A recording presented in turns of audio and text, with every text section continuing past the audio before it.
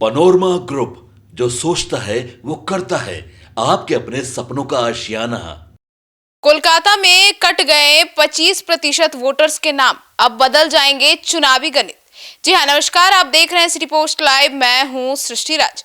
पश्चिम बंगाल में एएसआईआर शुरू होते ही सबके मन में एक बात थी कि शायद मुर्शिदाबाद जैसे मुस्लिम बहुल इलाकों में वोट ज्यादा कटेंगे, लेकिन अब जो आंकड़ा आया है वो चौंकाने वाला है।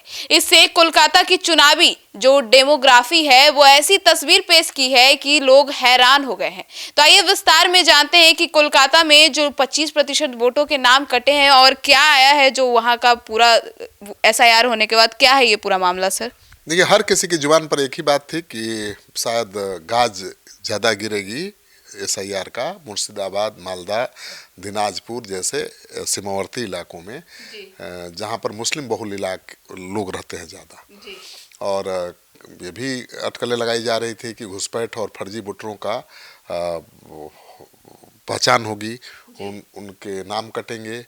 लेकिन चुनाव आयोग का जो डेटा अभी सामने आया है वो चौंकाने वाला है।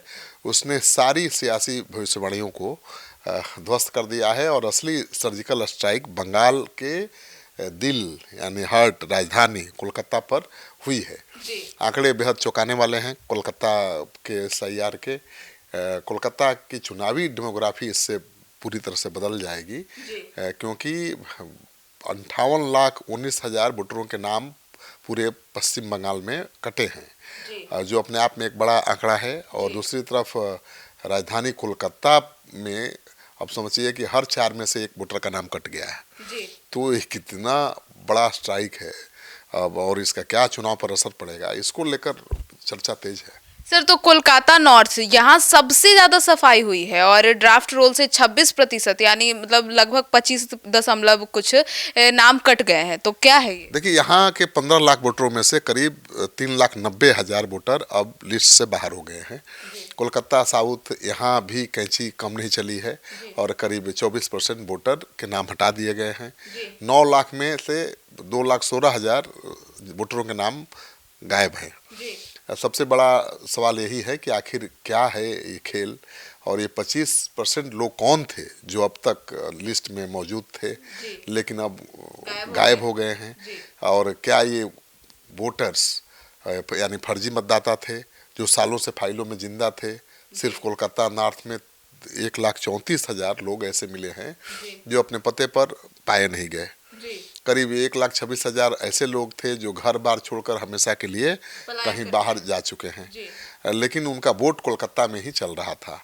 लाखों नाम ऐसे हैं जो दुनिया से जा चुके हैं और उनका भी नाम वोटर लिस्ट में जिंदा था।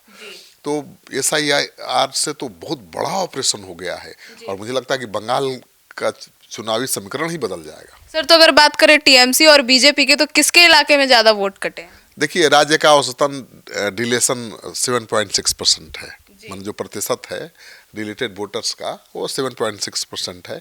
लेकिन राजधानी कोलकाता में यह आंकड़ा 26% से ज़्यादा है और ये कोई सामान्य बात नहीं मानी जाएगी। यह इशारा करता है कि शहरी इलाकों में वोटिंग लिस्ट में कितना बड़ा फर्जीवाड़ा चल रहा था या लापरवाही हो रही थी। मुर्शिदाबाद की तरफ देखने वाले अब कोलकाता का डेटा देखकर हैरान हैं, क्योंकि सबकी नज़र तो मुर्शिदाबाद पर थी कि वहाँ कितने वोटरों का नाम कटता है, लेकिन कट गया बंगाल की राजधानी कोलकाता के वोटरों का। तो 25% वोट कटना किसी भी विधानसभा सीट का पूरा गणित बिगाड़ने के लिए काफ़ी है। और ड्राफ्ट रोल के इस धमाके ने ये साफ कर दिया है कि आने वाले चुनाव में कोलकाता की लड़ाई बिल्कुल नई पिच पर लड़ी जाएगी, नए समीकरण के तहत लड़ी जाएगी। सर, तो ऐसा एसआईआर होने के बाद ऐसा लगता है कि जो कोलकाता का चुनावी गणित है वो बदल जाएगा। कोलकाता ही नहीं, पश्चिम बंगाल का चुनावी गणित बदल सकता है। ड्राफ्ट रोल का यह डेटा राजनीतिक दलों के लिए खतरे की घंटी है, लेकिन किसको ज़्यादा नुकसान होगा किसको कम, ये कहना भी मुश्किल है। जब 15 लाख नॉर्थ में से 3,90,000 वोटरों का नाम कट गया है तो किसी भी विधानसभा सीट का पूरा गणित बदल सकता है। परमानेंटली शिफ्टेड कैटेगरी में दोनों जिलों में 2 लाख से ज़्यादा लोग हैं और यह शहरी प्लान का एक बहुत बड़ा सबूत भी है। और ममता बनर्जी जहां से चुनाव लड़ती हैं वहाँ भी लगभग 40,000 वोटरों के नाम कट गए हैं। तो सब विधानसभा क्षेत्र में तो ममता दीदी SIR की पुनः जांच नहीं करा सकती, क्योंकि उसके लिए बहुत साधन संसाधन मैन पावर चाहिए। लेकिन ममता दीदी के विधानसभा क्षेत्र में TMC के कार्यकर्ता और नेता घर घर जाकर अब पड़ताल करेंगे कि भाई ये 40,000 कौन थे जिनका नाम कट गया है। तो या तो SIR में कुछ गड़बड़ी है, झोल है, या फिर वोटर लिस्ट में बड़ा झोल है। और बंगाल में इस तरह का काम आरोप लगता रहा है कि भाई वोटर जो एक्चुअल होते हैं वो वोट नहीं गिरा पाते हैं और किसी का वोट कोई डाल देता है। साइलेंट बूथ कैप्चरिंग होती है वहाँ। जब मान लीजिए कि जो CPM का राज था तब भी था कि जो CPM विरोधी थे उनको घर से बाहर निकलने ही नहीं दिया जाता था। बूथ पर जाएंगे तब ना वोट गिराएंगे। ममता बनर्जी का कैडर भी वही कैडर है जो CPM का कैडर था, वो अब ममता बनर्जी के साथ है। और उसकी रणनीति भी चुनाव में यही रहती है कि घर से निकलिएगा तो ना वोट दीजिएगा। मतलब जैसे इस बार बिहार में नवादा में हो रहा था। हाँ बिल्कुल, नवादा में तो नवादा तो एक बूथ की बात थी, एक गांव की बात थी, लेकिन ये पूरे पश्चिम बंगाल का सिनेरियो यही रहा है हमेशा।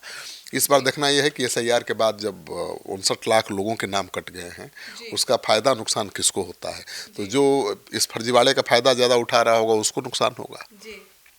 तो सुना आपने हमारे इस डिबेट को। तो अब कोलकाता में और पश्चिम बंगाल में जो SIR हुई है उसको लेकर आपकी क्या राय है, कमेंट सेक्शन में जरूर बताइएगा। धन्यवाद।